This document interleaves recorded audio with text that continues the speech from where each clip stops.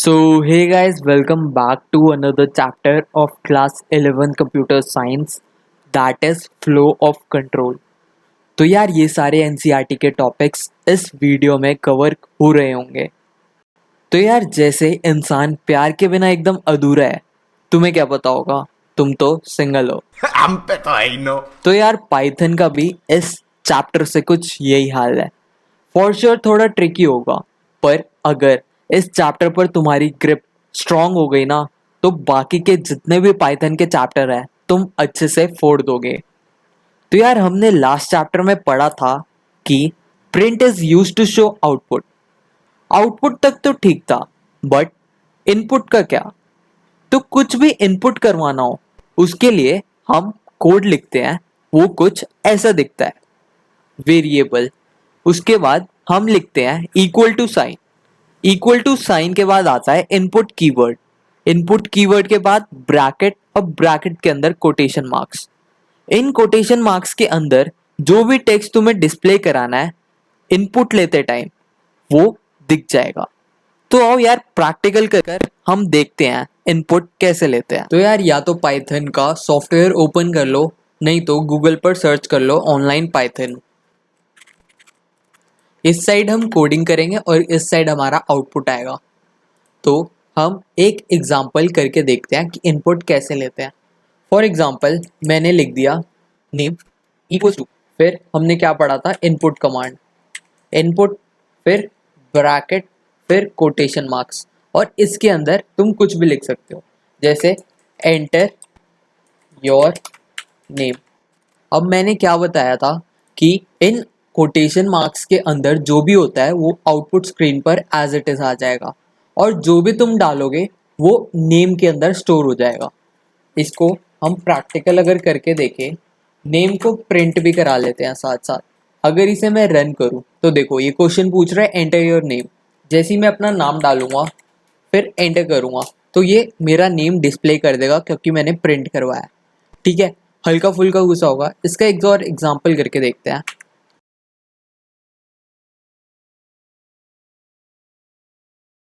अब इसको अगर मैं प्रिंट कराऊं, प्रिंट किसको कराएंगे हम, हीरो को। अगर मैं इसे रन करूं तो देखो स्क्रीन पर आ गया हु इज योर फेवरेट। अगर मैं लिख दूं टाइगर, ठीक है, तो हमारा फेवरेट हीरो प्रिंट हो गया, दैट इज टाइगर। छोटी बच्ची हो क्या? तो यार अभी हमने देखा था कि कोई भी टेक्स्ट इनपुट कैसे कराते हैं, बट अगर तुम्हें कोई भी नंबर इनपुट कराना हो, न्यूमेरिक डेटा इनपुट कराना हो, तो सिंपली बस इनपुट से पहले I N T that is int लग जाएगा। इसका भी एक एग्जाम्पल करके देखते हैं।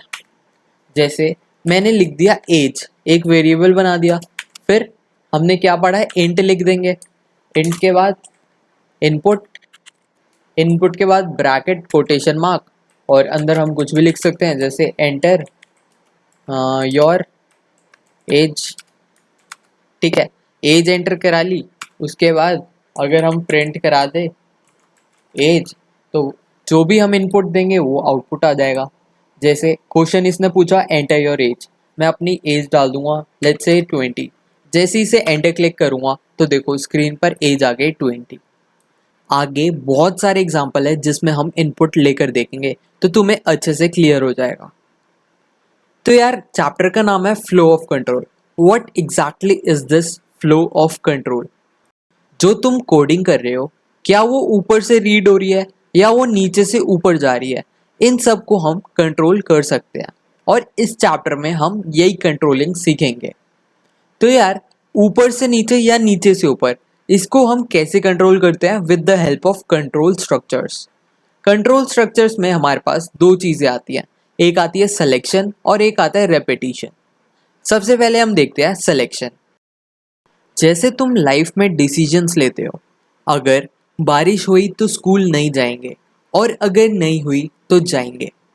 अगर भूख लगी है और पैसे हैं तो खाना मंगवा लो, वरना खाली पेट सो जाओ। हम कंडीशंस के बेसिस पर लाइफ में डिसीजंस लेते हैं। सिमिलरली पाइथन से हमें कुछ डिसीजन दिलवाना हो तो हम यूज करते हैं सिलेक्शन कमांड्स का। तो यार इसमें तीन चीजें आती, इफ, एलिफ, एल्स। तो यार अगर तुम्हारे पास बस एक कंडीशन है तो तुम यूज करते हो इफ। इसका प्रैक्टिकल एग्जांपल, जैसे मान लो तो कभी तुम्हारी लड़ाई हो गई, उसमें भी तुम कंडीशन डाल देते हो। जैसे अगर तू एक बाप का है तो आजा भिड़ ले तेरी बैंड। सिमिलरली अगर दो कंडीशन होए तो हम यूज करते हैं इफ के साथ एल्स, और अगर दो से ज्यादा कंडीशन हो जाए तो हम यूज करते हैं इफ एल्फ एल्स। आओ इसको प्रैक्टिकल करके अच्छे से समझते हैं। तो यार सबसे पहले इफ समझते हैं। तुम्हारी एनसीईआरटी का एग्जांपल लेते हैं। सबसे पहले मैं कोड लिख देता हूं, उसके बाद समझाऊंगा।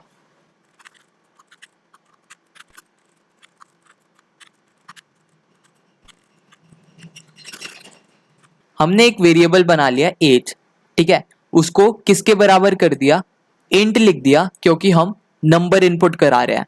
और इनपुट कराने के लिए हम क्या यूज करते थे, इनपुट, फिर ब्रैकेट, फिर कोटेशन मार्क्स, और कोटेशन मार्क्स के हमने अंदर क्या लिख दिया, एंटर योर एज। तो ये जब भी कोड रन होगा तुम्हारे से पूछेगा एंटर योर एज। जैसे तुम अपनी एज एंटर करोगे वो कहां पर स्टोर हो जाएगी, एज के अंदर, ठीक है। अब एज के अंदर तुम्हारी एज आ गई। अब जैसी तुम्हें कंडीशन लगानी है तो सबसे पहले तुम लिखोगे इफ के बाद जो भी कंडीशन लगानी है। हमने कंडीशन लगाई है कि अगर एज 18 से बड़ी है, ठीक है, हमने अपनी कंडीशन लिख दी। और जब भी हम इफ यूज करते हैं तो लास्ट में हम कॉलन लिखते हैं। ये एक इसका सिंटेक्स है जो हमें लिखना ही पड़ता है, ठीक है। अब जैसे तुम इफ कमांड लिखते हो, इफ के अंडर कंडीशन अगर कुछ भी ट्रू होती है तो हमें नेक्स्ट लाइन में ये स्पेस देनी पड़ती है। स्पेस तुम कितनी भी दे सकते हो, इतनी इतनी इतनी इतनी, कुछ फर्क नहीं पड़ता, बट स्पेस देनी पड़ती है। ये स्पेस डिपिक्ट करता है कि ये वाला कोड इस लाइन के अंडर है, ठीक है। और इसी स्पेस को हम बोलते हैं आइडेंटेशन, ठीक है। आगे हम पढ़ेंगे इसे अच्छे से। अभी तुम्हें हल्का फुल्का आइडिया मिला हुआ है, इसे रन करके देखते हैं। सबसे पहले ये पूछ रहा है एंटर योर एज। जैसी मैं अपनी एज डालूंगा, लेट्स से मैंने डाली 20, तो देखो क्या लिखा आ रहा है, यू कैन वोट। बट अगर मैं अपनी एज 18 से छोटी डालूं 5, तो कुछ स्क्रीन पर आएगा ही नहीं। अब ऐसी हम दो कंडीशन डालते हैं। मैंने क्या बताया था, जब दो कंडीशन हो क्या यूज करता है, इफ और एल्स। तो हम इधर लिख देंगे एल्स, फिर कॉलन। हमेशा ये याद रखना, इफ और एलिफ के साथ कंडीशन लिखते हैं, एल्स हमेशा लास्ट में आता है और इसके साथ कुछ कंडीशन नहीं आती है। एल्स के अंदर जितना भी बचा कुचा है वो सारा आता है, ठीक है। दोबारा अगर एज 18 से बड़ी है तब तो ये प्रिंट करा देगा यू कैन वोट। बट अगर 18 से छोटी हुई तो ये चले जाएगा किस पे, एल्स के पास। और एल्स में हमने क्या लिखा है, कैन नॉट वोट, ठीक है। अगर इसे मैं रन करूं, अब देखो, अब मैं एज अपनी 5 डालूं तो क्या लिखा आया, कैन नॉट वोट। अभी हमने दो कंडीशन चेक करी। अब दो का एक और एग्जांपल लेते हैं।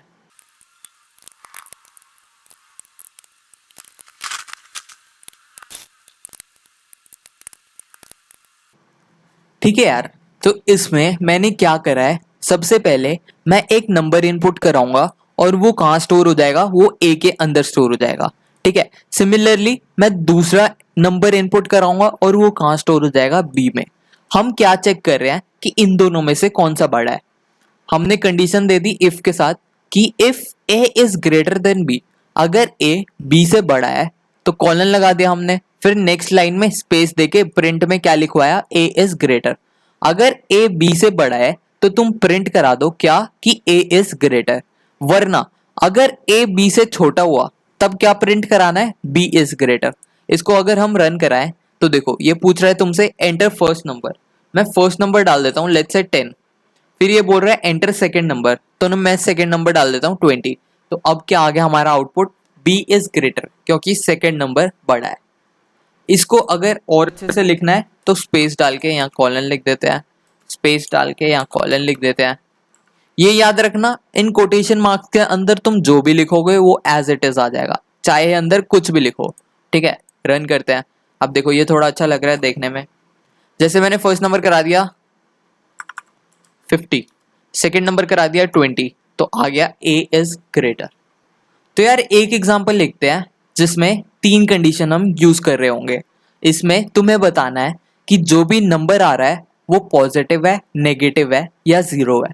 ठीक है, तो हमने सिंपली ए में एक नंबर स्टोर करा दिया। अब हम अपनी कंडीशंस लिखते हैं।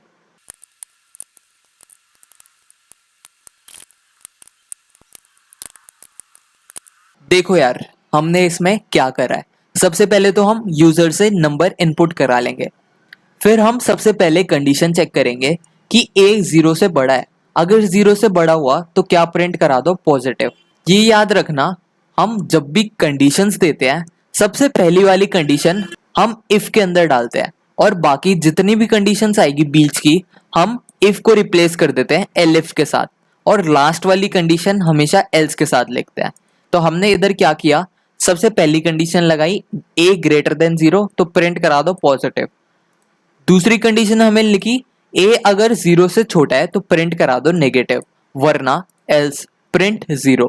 तो इसको अगर मैं रन करूं, अगर मैं अपना नंबर डालूं, लेट्स से मैंने 5 डाल दिया तो आंसर क्या आया, पॉजिटिव। इसको दोबारा रन करते हैं। अगर मैंने लिख दिया -5 तो देखो अब आंसर क्या आ गया, नेगेटिव। और अगर इधर मैंने डाला 0 तो देखो क्या प्रिंट हुआ, 0।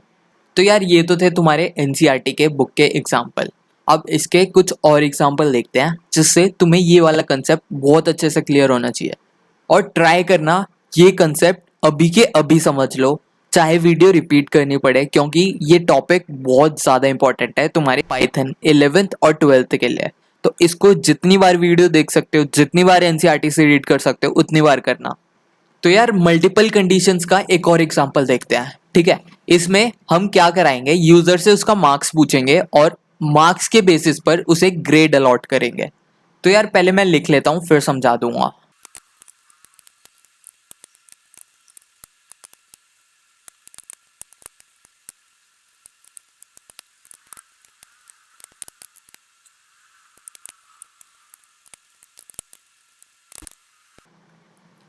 तो यार कोड को समझने की कोशिश करो।